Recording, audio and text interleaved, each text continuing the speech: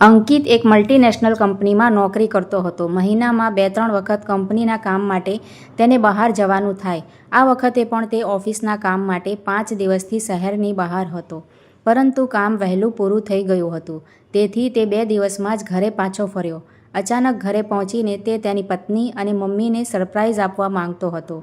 તેથી તે કોઈને ફોન કર્યા વગર ઘરે પહોંચી ગયો. પરંતુ જ્યારે તે ઘરના બહારના ગેટ પાસે પહોંચ્યો ત્યારે તેણે તેની મમ્મી સુષ્માબેનને આંગણામાં બેસીને વાસણ ધોતા જોયા. આમ તો તેઓ હંમેશા ઘરમાં કંઈક ને કંઈક કામ કરતા રહેતા. પરંતુ આજે તેણે તેની પત્ની સવિતાને આંગણામાં આવતી જોઈ અને તેણે ખાવાની પ્લેટ સુષ્માબેનની સામે મૂકી અને કહ્યું, "તમે મારા રૂમમાંથી મારી પ્લેટ કેમ ન ઉપાડી? તમે અડધું કામ કરો છો અને પછી કલાકો એક પ્લેટ ધોવામાં વિતાવશો. જલ્દી કરો, હજી કપડાં ધોવાના બાકી છે." અંકિત તેની પત્નીના આવા કઠોર શબ્દો સાંભળીને સ્તબ્ધ થઈ ગયો. કારણ કે તેની સામે તેની પત્ની હંમેશા તેની મા સાથે સારો વ્યવહાર કરતી હતી. તે ગેટ પાછળ ઊભા બધું જોઈ રહ્યો હતો. તેથી સવિતા તેને જોઈ શકી ન હતી. આટલું જોવાનું પૂરતું ન હતું. અચાનક આગળનું દ્રશ્ય જોઈને જાણે આકાશ જમીન પર પડી ગયું હોય તેવું લાગ્યું. તેની મમ્મી સુષ્માબેને પાછળ ફરીને જોયું કે સવિતા જેવી ઘરની અંદર ગઈ, એમણે પોતાના હાથ ધોયા અને બાળકની જેમ તેમની વહુની એઠી થાળીમાંથી ખાવાનું શરૂ કર્યું. તેની મમ્મીને તેની પત્નીની થાળીમાંથી બચેલા ભાત ખાતા જોઈને પુત્રની આંખોમાં આંસુ આવી ગયા. તે કલ્પના પણ કરી શકતો ન હતો કે જે મા બાળપણમાં ખુશીથી તેને પોતાના ભાગનો કોળિયો પણ ખવડાવી દેતી હતી, તેને હવે તેની ભૂખ સંતોષવા માટે બીજાની એઠી પ્લેટમાંથી ખાવાની ફરજ પાડવામાં આવી હતી. થોડીવાર માટે તે ત્યાં ઊભો રહ્યો. આંસુભરી આંખો સાથે આ દ્રશ્ય જોઈ રહ્યો હતો. પરંતુ જ્યારે તે આ બધું જોઈ શક્યો નહીં ત્યારે તે તેની મમ્મી પાસે આવ્યો અને તેમનો હાથ પકડીને પૂછ્યું, "મમ્મી, આ તું શું કરી રહી છે?" પોતાના પુત્રને આમ અચાનક જોઈને સુષ્માજીનો ચહેરો ફિક્કો પડી ગયો, જાણે તે કોઈ ચોરી કરતા પકડાઈ ગયા હોય. તેમણે રડતા રડતા કહ્યું, "કંઈ નહીં દીકરા, હું તો બસ થોડા વાસણ ધોઈ રહી હતી. વહુને કમરમાં દુખાવો હતો એટલે મેં વિચાર્યું હું વાસણો ધોઈ નાખું છું." અંકિતે આશ્ચર્યથી કહ્યું, "તમે થાળીમાંથી બચેલો એઠવાડ ખાધા પછી કેમ વાસણો સાફ કરી રહ્યા હતા?" સુષ્માજી તેમની નજર ટાળવા લાગ્યા. પછી તેમણે ધીમેથી કહ્યું, "દીકરા, મને તાવ આવ્યો હતો. મેં 2 દિવસથી કંઈ ખાધું નહોતું અને મને ખૂબ ભૂખ લાગી હતી." તેમણે પોતાનું વાક્ય અધૂરું છોડી દીધું. તેઓ આગળ બોલવાની હિંમત ન કરી શક્યા. અંકિત ગુસ્સામાં બોલ્યો, "હું હમણાં જ સવિતાની ખબર લઉં છું. હું તમને તેના ભરોસે ગામથી અહીં લાવ્યો હતો અને હું શહેરની બહાર શું ગયો? તેણે તમને ખાવાનું પણ ન આપ્યું?" તે ગુસ્સાથી ઘરની અંદર જવા લાગ્યો. પરંતુ સુષ્માજીએ પોતાના દીકરાનો હાથ પકડીને તેને રોકતા કહ્યું, "ના દીકરા, તું વહુને કંઈ ના કહેતો. બસ તું વહુને ફક્ત એટલું કહે કે મને ખાવાનું આપે. મને બીજું કંઈ જોઈતું નથી. જો તું વહુને મારા વિશે કંઈ કહેશે તો કાલે મારે જ તેનું પરિણામ ભોગવવું પડશે. તું ઘરની બહાર રહે છે દીકરા. હું આખો દિવસ મારી વહુ સાથે ઘરમાં રહું છું તો હું તેની દુશ્મનાવટ કેવી રીતે સહન કરી શકીશ?" અંકિતનું હૃદય ખૂબ દુઃખી થયું. કારણ કે એક સમયે તેની મા આખા ઘર પર રાજ કરતી હતી. હવે તેમની વહુના ખરાબ વર્તન છતાં તે કંઈ કરી શકતા નથી. તેમને ડર હતો કે તે એમની સાથે વધારે ખરાબ વર્તન કરશે. અંકિતની આંખોમાંથી વહેતા આંસુ અચાનક સુકાઈ ગયા અને તેનો ચહેરો કડક થઈ ગયો. તેણે વિચાર્યું, જો તેની પત્ની તેની માતાનો આદર કરી શકતી નથી તો આ બધું શું કામનું છે? પતિ પત્ની એકબીજાના પૂરક હોય છે. તેઓ સાથે મળીને એકબીજાની જવાબદારીઓ નિભાવે છે. તેઓ એકબીજાના પરિવાર પ્રત્યેની પોતાની ફરજો પૂરી કરે છે. પરંતુ જો સાથે રહેતા હોવા છતાં પણ મારી મમ્મી માટે દિવસમાં 2 વખતનું જમવાનું પણ બનાવી શકતી નથી તો પછી આવી પત્ની સાથે ઘરમાં રહેવાનો શું અર્થ છે? અંકિતે તેની પત્નીને પાઠ ભણાવવા માટે તેની માને મજબૂત બનાવી. તેણે તેમના આંસુ લૂછ્યા અને કહ્યું, "મા, તમારો આ દીકરો હજુ પણ જીવે છે. જ્યાં સુધી હું જીવીશ હું તમારી સાથે કંઈ ખરાબ થવા નહીં દઉં." આમ કહીને તેણે તેની માનો હાથ પકડ્યો. તે પહેલાં તેની માને ઘરમાંથી બહાર લાવ્યો. તેણે તેની માતાને એક હોટલમાં બેસાડી અને તેને સ્વાદિષ્ટ ભોજન ખવડાવ્યું. જમ્યા પછી સુષ્માબેનને સારું લાગ્યું. પછી અંકિતે કહ્યું, "મમ્મી, ચાલો ઘરે જઈને આરામ કરીએ. તમારી તબિયત સારી નહોતી, ખરું ને?" તે તેની માને ઘરે લાવ્યો. તેણે તેમને આરામ કરવાનું કહ્યું. તેના પતિને ઘરે આવેલ જોઈને સવિતા ખૂબ ખુશ થઈ ગઈ અને તેનો હાથ પકડીને તેને રૂમમાં લઈ ગઈ.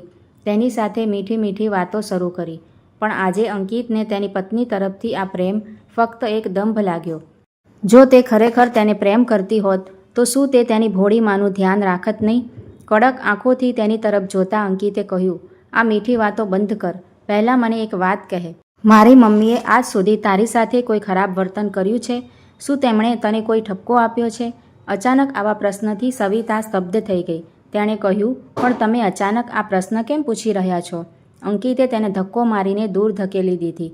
તારા આવા વર્તનના કારણે હું તારાથી નફરત કરવા લાગ્યો છું. 2 દિવસથી તું મારી માને કંઈ ખાવા માટે કેમ નથી આપતી? આ પ્રશ્ન સાંભળીને સવિતાએ કહ્યું, તમારી માએ તમને મારા વિશે ખોટી ફરિયાદ કરી હશે. તમે હજુ સુધી ઘરમાં પગ પણ મૂક્યો નથી અને તમારી મા જુઠ્ઠું બોલી રહી છે. મેં આવું કંઈ જ કર્યું નથી. તે દિવસમાં 3 વખત ભરપેટ ભોજન ખાય છે, છતાં તે મારા પર ખોટો આરોપ લગાવી રહ્યા છે. તે આપણને સાથે ખુશ જોવા માંગતા નથી. આટલું કહીને તેણે રડવાનો ડોળ કર્યો. એટલે અંકિતે તેને જોરથી થપ્પડ મારી અને કહ્યું, પહેલાં તું ભૂલ કરે છે અને પછી તું સ્વીકારતી નથી. કોઈ ગમે તેટલું જુઠ્ઠું બોલે, પણ આજે મેં જે મારી નજરે જોયું તે બિલકુલ જુઠ્ઠું નહોતું લાગતું. મારી માએ તારા વિશે ફરિયાદ નહોતી કરી. હકીકતમાં જ્યારે હું અચાનક ઘરે પહોંચ્યો ત્યારે મેં મારી માને આંગણામાં બેસીને થાળીમાં બચેલો એઠવાડ ખાતા જોયા. આ સાંભળીને સવિતાની આંખો આશ્ચર્યથી પહોળી થઈ ગઈ. તેણે કલ્પના પણ નહોતી કરી કે તેની સાસુ ભૂખના મારે આવું કંઈક કરી શકે છે અને અંકિત આજે ઘરે આવીને બધું જોઈ લેશે. તે તો તેની સાસુને હેરાન કરવા માંગતી હતી જેથી તે અહીંથી પાછી ગામ જતી રહે. પરંતુ તેને ખ્યાલ નહોતો કે તેની ચાલ ઉલટી પડશે અને અંકિતને સત્યની ખબર પડી જશે. હવે તે શરમથી નીચું જોઈને ઊભી રહી. અંકિતે ગુસ્સામાં કહ્યું, મારે મારા જીવનમાં તારા જેવી પત્ની નથી જોઈતી. તારે આ ઘર છોડીને અહીંથી ચાલ્યા જવું પડશે. મારે છૂટાછેડા જોઈએ છે. છૂટાછેડાની વાત સાંભળીને સવિતાનો ચહેરો ફિક્કો પડી ગયો. તેણે હાથ જોડીને કહ્યું, ના, હું ફરી આવી ભૂલ નહીં કરું. હું મમ્મીને સારું જમવાનું આપીશ. અંકિતે ગુસ્સામાં જવાબ આપ્યો, ના, એકવાર સંબંધમાં તિરાડ પડી જાય અને કડવાશ આવી જાય તો સાથે રહેવાનો કોઈ અર્થ નથી. હું તને પ્રેમ અને આદર આપી શકીશ નહીં. એટલા માટે હું તારી સાથે રહેવા માંગતો નથી અને મને તારા પર બિલકુલ વિશ્વાસ નથી. એવું લાગે છે કે મારી ગેરહાજરીમાં તું મારી માને નુકસાન પહોંચાડીશ. એટલા માટે તારે ઘર છોડી દેવું વધુ સારું છે. જા અને કોઈ બીજા સાથે તારું જીવન શરૂ કર, પણ ત્યાં આવી ભૂલ ન કરજે.